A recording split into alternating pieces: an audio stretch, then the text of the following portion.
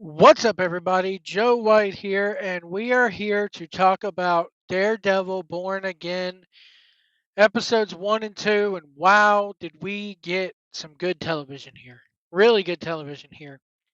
A couple things here that I need to say right from the start. No, I did not watch Echo, and no, I have no intention of watching Echo. Um, Two, it has been a long time since I sat and watched the Netflix series. I kind of know what went on, but I kind of don't know what went on. And then three, there's a little bit of production history that I have to get into here with you guys in case you don't know. Um, this show was originally developed and they had shot 6 episodes prior to the SAG after strike of 2023. Once the strike was over with, Vincent D'Onofrio and um, who plays Kingpin, Wilson Fisk, and Charlie Cox, who plays Daredevil, reportedly got together with the heads of Disney and said, "Look, we don't like what we shot. This is not the way it should be." Apparently, this was supposed to take place in another universe. More on that in a minute. Um, it was not supposed to be canon with the original Netflix shows, even though those original Netflix shows are canon in the MCU. They reference their things that happened in the MCU quite a bit. Um, but so what they did was they said, we need to reshoot everything. So those 6 episodes, they're in the can somewhere, and they're probably never going to see the light of day. Which, whenever you have something like that happen, automatically people are like, release the Snyder cut. So I'm curious, after watching these 2 episodes, I'm curious to see what was shot and how it was. Because if it was, because it probably wasn't anything like what we got. A lot of the original cast returning: Eldon Henson as Foggy Nelson, Deborah Ann Wool as Karen Page, um, Vincent D'Onofrio returning as Wilson Fisk slash Kingpin. Um, Let me see here. Charlie Cox, of course, is Matt Murdock slash Daredevil. So let's get into episode 1. We start off with them hanging around at the bar. Everything's going fine. Everything's going good until Foggy gets a phone call. And he gets a phone call from a guy named Benny.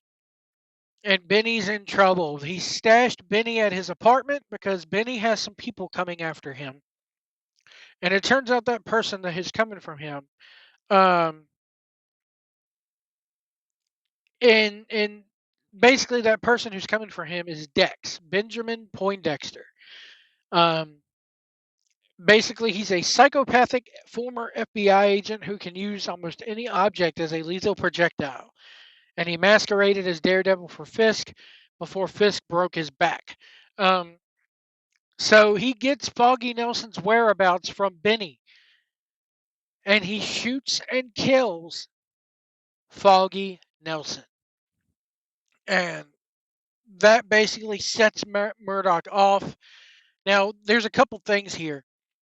He shoots him through the heart, and Karen Page is trying to keep him alive on the street while Daredevil is chasing down Dex. And he basically throws him through the window of Josie's bar. They battle through the bar into the back room, up a staircase through an apartment building, and then at the same time, my God, this fight was amazing. This was awesome because Dex is throwing knives into him, and Daredevil is continuing to fight. He looks like a human pincushion because he's got all these knives sticking out of him.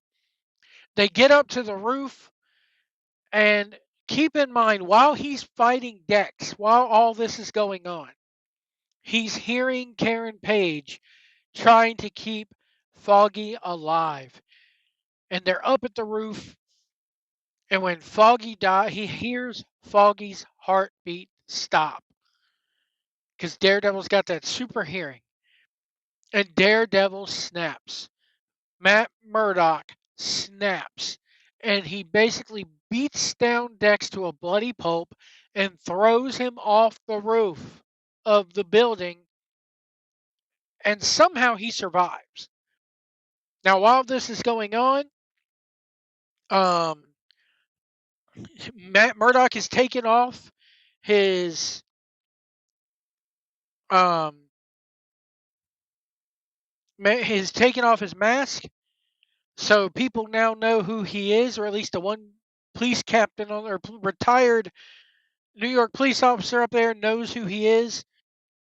And then we fast basically Foggy's dead, and Matt Murdock decides to stop being Daredevil right then and there. Now we fast forward to a year from there, from then. Sorry, I can't talk tonight.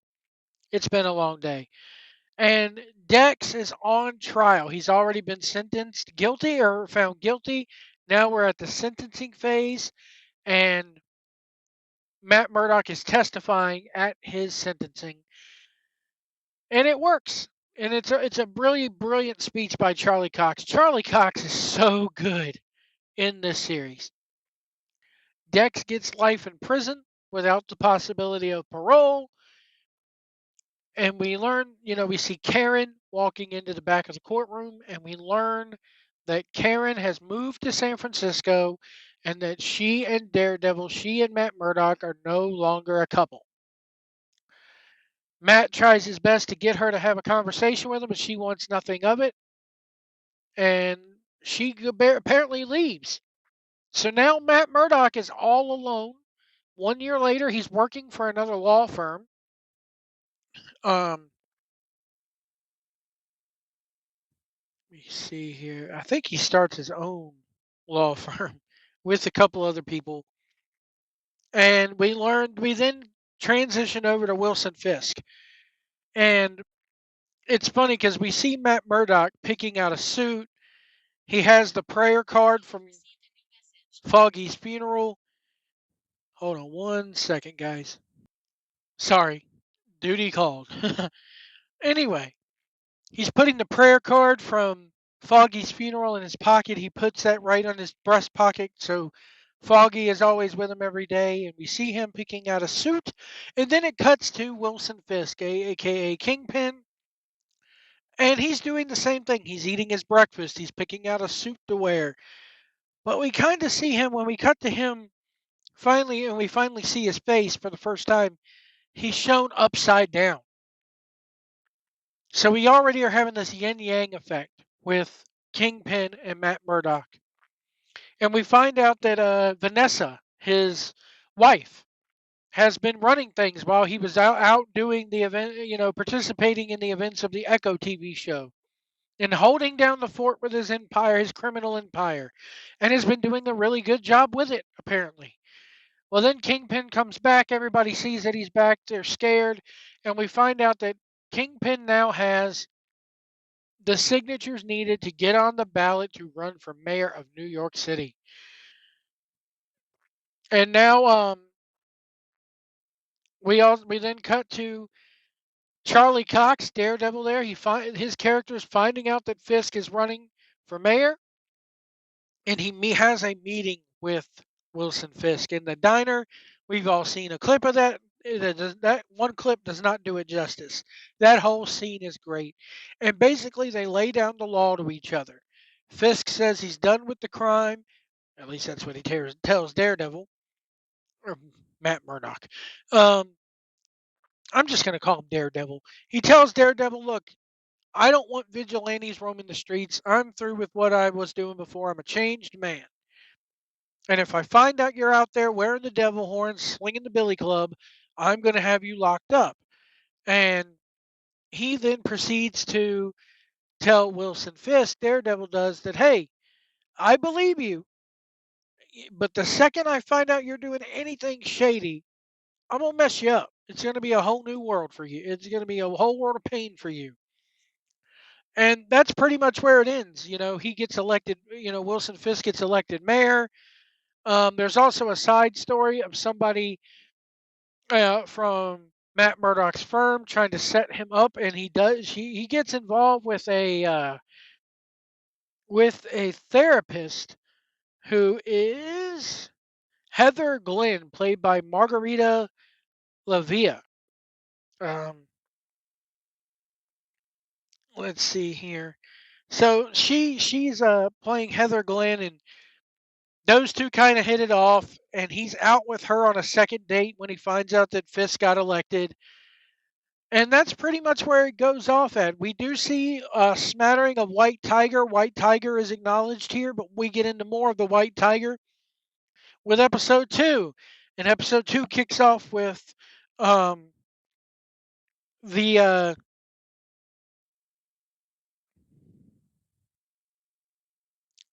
it kicks off with Hector Alia, aka White Tiger, played by Camar de los Reyes. May he rest in peace, because the episode was dedicated to him.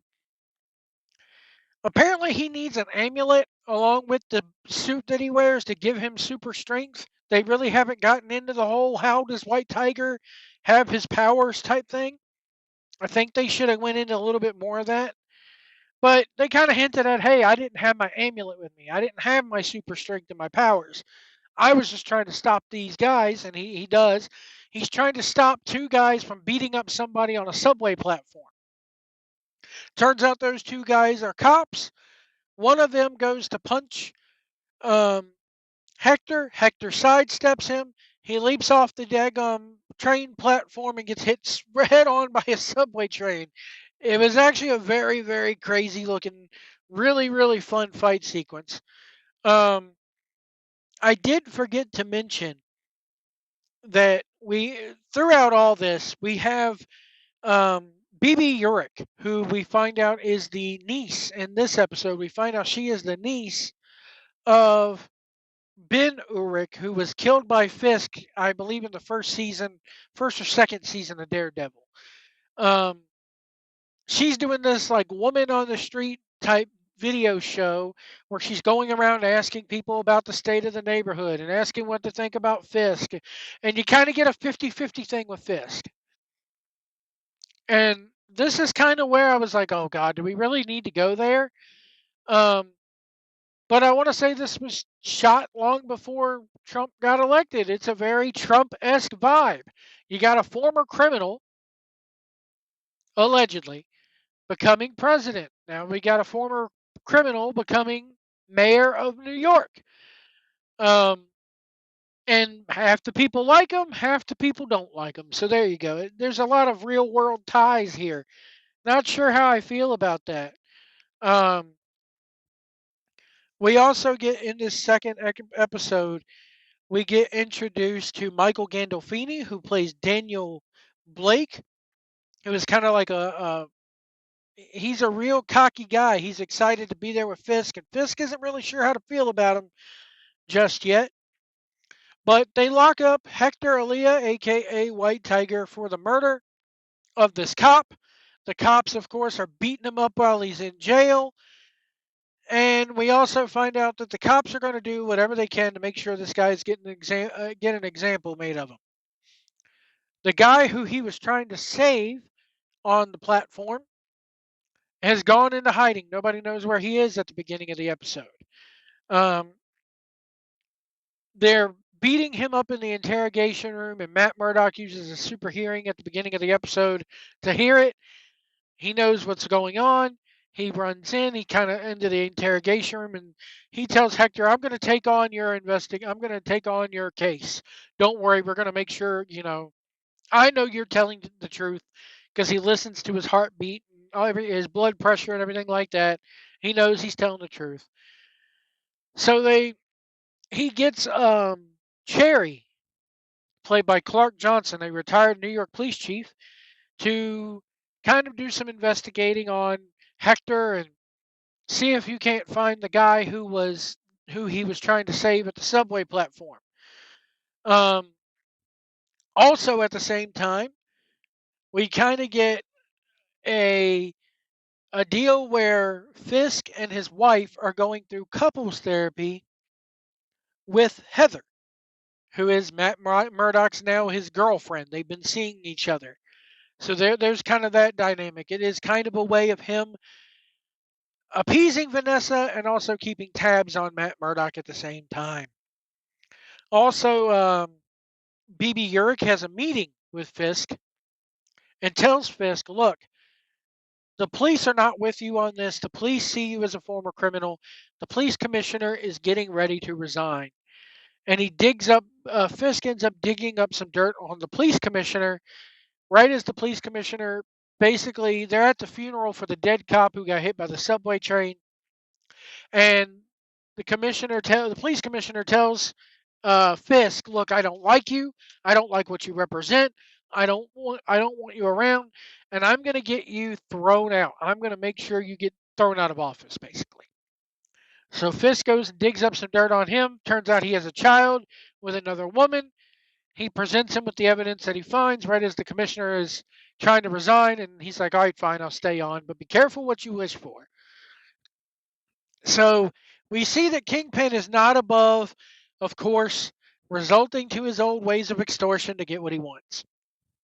Um, so it ends up that Matt Murdock tracks down the guy who was, um, he tracks down the guy who White Tiger was trying to save, not before Cherry and the other attorney who Matt Murdock works with goes over to Hector's girlfriend, wife. We never really kind of get. We know that they're kind of on the rocks, and says, "Look, he needs you to stand up in court for him. He needs a family presence there to make it look like he's a family man." And while Cherry is going to get Hector's suit all out of the bedroom, he discovers the white tiger outfit and the amulet. They confront Hector, and Hector's like, "Look, I'm not, I am White Tiger, but I was not wearing my amulet." And Matt Murdock's like, "It doesn't matter. This is going to come out." So he goes before the judge, and the judge goes, "Fine, we will not allow any evidence." We have a little courtroom drama here. "We will not allow any evidence of him being White Tiger to be submitted during this trial because he was not White Tiger when this crime was committed, allegedly." So I like that aspect, a little crime drama. Matt Murdock meeting with the judge, meeting with another attorney. That's what Daredevil is all about to me. Yeah, he's out there wearing the horns in the Billy Club and he's got the superpowers, but I also like the the Clark Kent to the Superman. He's Daredevil at its core has always been kind of a courtroom drama series. Um, so he tracks down the guy who was on the subway platform that Hector was trying to save. He tells him, "Look, I'm an attorney. We need you to stand up in court. This guy's going to die if you don't." And then he hears cops coming to get him. So the cops come. He tells this guy, to the witness, to escape, and the witness does. He goes to find Cherry, who's in a park nearby, to take him to safety. The cops come in and they start fighting with Matt Murdock, trying to beat up Matt Murdock. They go to kill him. Matt Murdock snaps again and beats up these cops.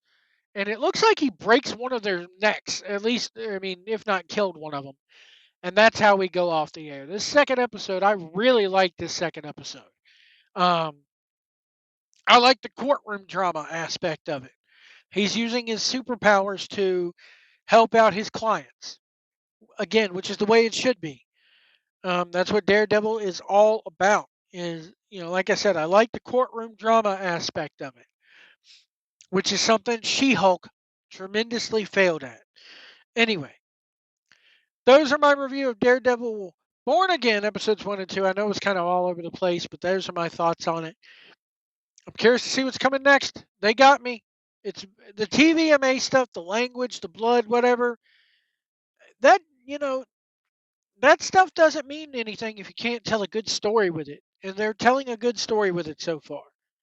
I know people are going to get into the political aspect of it with, oh, Trump and Kingpin. Kingpin is Trump.